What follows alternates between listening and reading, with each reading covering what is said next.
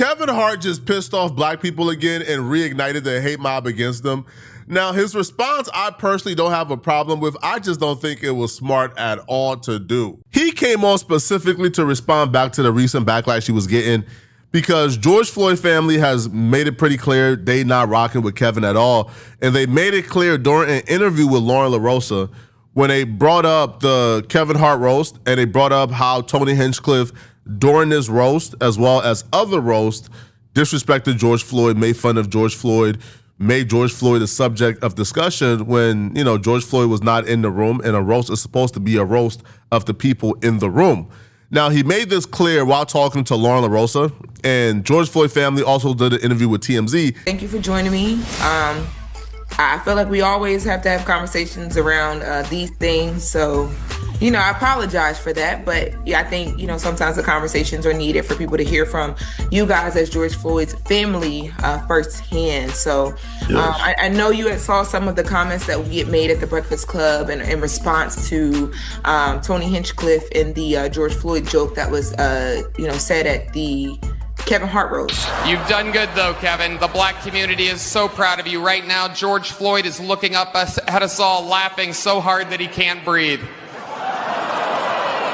And you wanted to kind of talk a bit about that. So just let me know, number one, did you watch the roast just as a Kevin Hart fan, or like, did you hear about it afterward?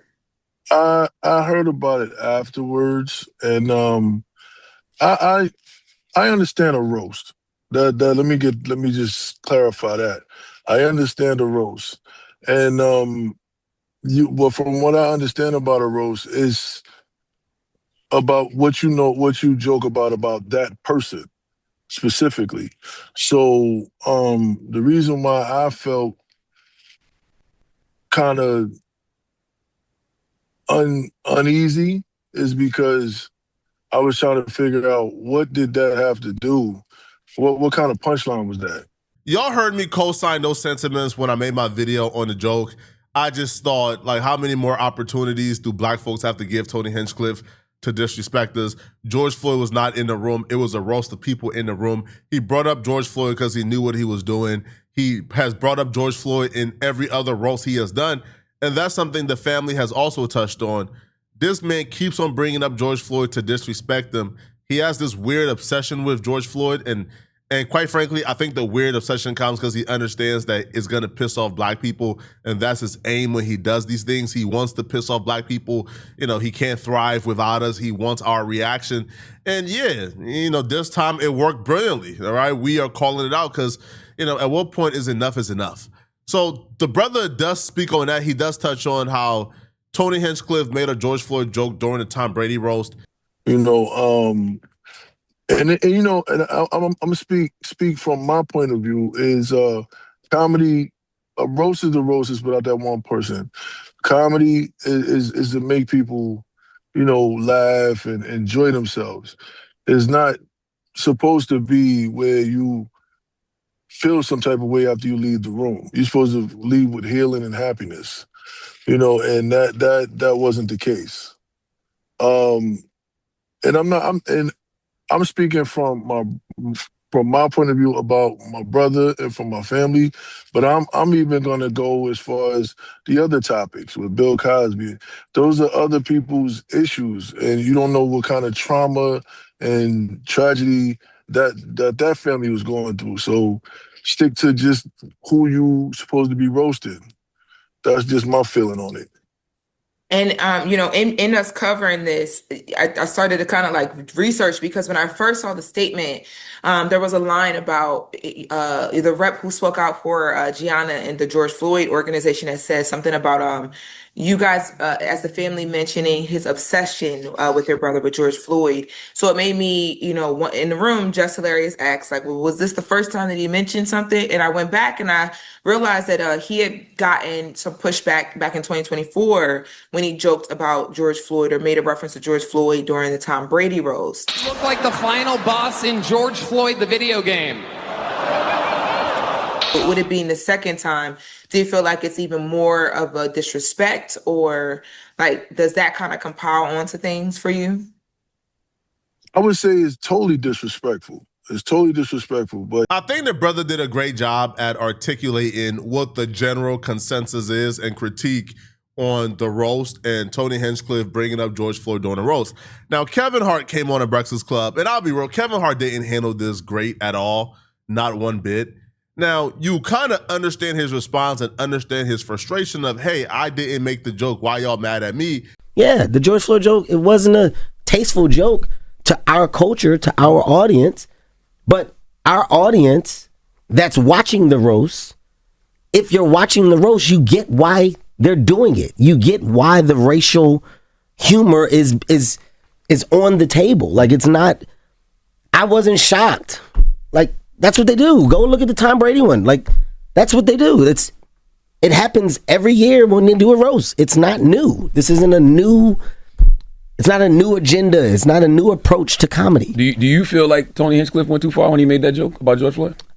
It's Tony Hinchcliffe. Yeah. Like, I don't expect less. I don't expect more. I feel like you're saying going too far is the point. I don't want to put words in your mouth. Yes, I mean, that's why you're there. Mm-hmm. And I hate to say this, but I'm going to, because we're being honest. People are talking about that joke. Talk about his set. Tony Hinchcliffe arguably had the best set. People did not like this at all. Now, if he honestly feels this way, it's his right to say it. Me personally, I did not think that Tony Hinchcliffe had the best set at all. I think that Chelsea Handler, his op, had a better set than him. I think Lizzo, now hers was underrated. Now again, I wouldn't go as far as say she was better than Tony Hinchcliffe, but hers was underrated. The black guy who roasted Kevin Hart, I don't know his name. He to me had a better set than Tony Hinchcliffe. But Kevin Hart obviously has no problem with what Tony Hinchcliffe did. We now know, by the way, that like Kevin Hart and the producers actually got a chance to hear all the jokes beforehand. So Kevin Hart got a chance to hear the Tony Hinchcliffe George Floyd joke, and he approved it, right? He had no problem with it being in there. Now, if Kevin Hart would have came and stood on business, cool. But he flip-flopped too much for me during his interview. Started off with, man, Tony Hinchcliffe had the best set is comedy, get over it, to why y'all blaming me? I don't like it either. I think it's BS. I think it's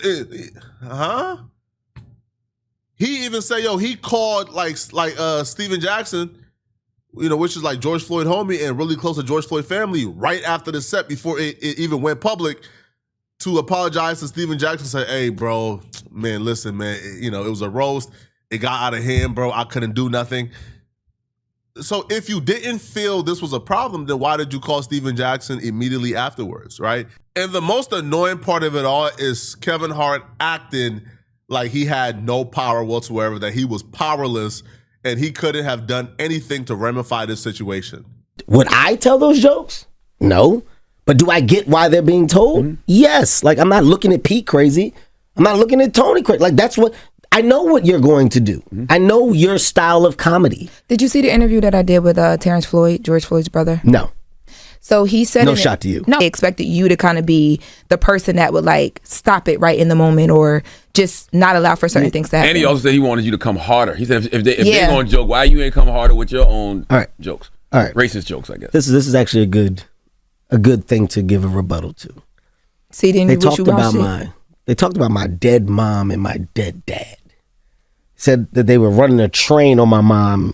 Hilarious. Right? It was that was crazy. Yeah, that was Regina killed that. Right? Oh wait, that's right. You probably should say killed that. The jokes about Kevin was on a slave ship in a bottle with like the ship in the bottle. Like, I'm going to appreciate humor. I don't get affected by the attempt of humor. I get it, right? In this case, like, do more. It's my production. We're live. The more is what? Like, what is it that you expect me? You want me to take a live production and stand up and fight Tony or have a reaction? Like, Tony told a joke. It wasn't a tasteful joke to us. We didn't like it. Okay. Hey, man, that joke. We move on. I don't understand why we stand on a hill and it becomes like this big thing of like, oh man, they do this and they're attacking the culture. It doesn't have to be that. It literally is either you're a fan of this level of content or you're not. And if you're not a fan, then you don't watch it. So Kevin Hart was not helpless, right? Even if Kevin Hart is saying, we're going to do stand up and stop it. Okay, cool, right? That's too much, right? You had a mic. You had your time to come on afterwards. You had the last words on the show. You couldn't use your voice as a comedian to counter the hate. You couldn't go at Tony Hinchcliffe on the mic. If these people are getting every opportunity to verbally abuse us and be nasty towards us and put hate towards our way, then why can't one of us take that mic and go at him and go at Tony Hinchcliffe and go at Shane Gillis and speak up for us? Cheryl Underwood attempted to do so, but she's a woman at the end of the day, man, right? Like, as a comedian, she probably ain't on the level of a Kevin Hart. So if we look at you as one of us, yo, why you ain't hit that mic and go to war for us? It don't got to be hostile or no. You could have just went at him how he went at us. We didn't see you do it at all. Now, when Kevin Hart gives this new standard for how we should operate in life, right? If you don't like it, don't watch it and ignore it. Imagine if we had that standard for everything in life. You know Chud the Builder? Chud is going around calling random black people the N-word and victimizing them in person. If the standard was, why critique something you don't like? Just don't watch it. So black folks should have been quiet, not watch the content, and have Chud and his racist fans and his audience like denigrate black people, attack black people, victimize black people, and get wealthy off of victimizing black people. And black people should have kept quiet, not critique it, and just go about our business because he's not victimizing us because we don't live in Clarksville. Imagine if that standard was applied to everything else. Just imagine, right? Just imagine if people who victimize kids and children now know in their heart, well, I could victimize children on the internet and people who don't like children don't watch my content anyways, and they can't critique me because that's the new rule. You can't critique things you don't agree with. Like, clearly that's not the standard at all. And Kevin Hart is essentially asking us, hey, man, these white folks pay me to put on this roast, bro. Why y'all making it hot, bro? Why y'all coming online and being vocal about how much y'all hate it, bro? Chill, man. Chill. That's what he's asking us to do. Now, some people might think that he's spitting. I think he's full of ish. I think Kevin Hart could have delivered this message a little better. My last note for all attached to this is very simple, okay? Whatever the headlines or whatever the dialogue is, my rebuttal is simplicity. Remove me from it. I didn't say it. If you are upset that the night went on, that's a different conversation. It's nothing I can do.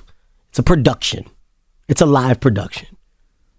I'm not compromising the live production for a reaction of what? What do you want me to do? I'm going to drag him off? You want me to fight afterwards? You want me to turn it into, like, what? That's not what I agreed to do. That's not the job at hand. The job at hand was to produce a successful roast, which I did. I also got the rebuttal. I also got to say at the end. What are we dealing with here? I'll say it again. Stop talking as if I said it. Mm-hmm. So when you say the family and the family's affected, I didn't disrespect the family. Showed up for the family when it happened. Made sure that the family felt supported. Made sure that all things there were actually cool. Behind the scenes, just as an example, you know the one person that I talked to? Ooh. And I'm not even going to tell you the conversation? Stephen Jackson. Oh, I know he caught that. That's because that's my nigga. Yeah. Hey, Stack, let me just call you, man, so I can explain to you like the world of the roast, X, Y, and Z. Mm-hmm. We talked. I get it, Kev. We had a great conversation. But that's what I mean when I say, hey, man, let me call the one person after. And that's before whatever you're talking about. Mm-hmm. That's immediate. Mm-hmm.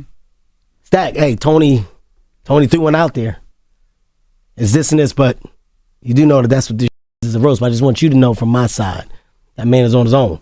Why you ain't lead with that, Kev? You should have been leading with that the whole time. Because I don't need to. People just want to know you care. I don't need to prove to people that I give a No, I don't. Just this time. This one time. No. Yes, this one. No.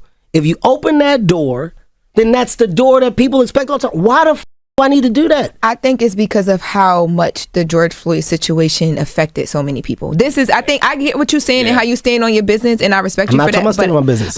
Another backtrack. You see, the backtracking makes me so annoyed. Nah, bro. I don't gotta do that. I'm not doing that ever.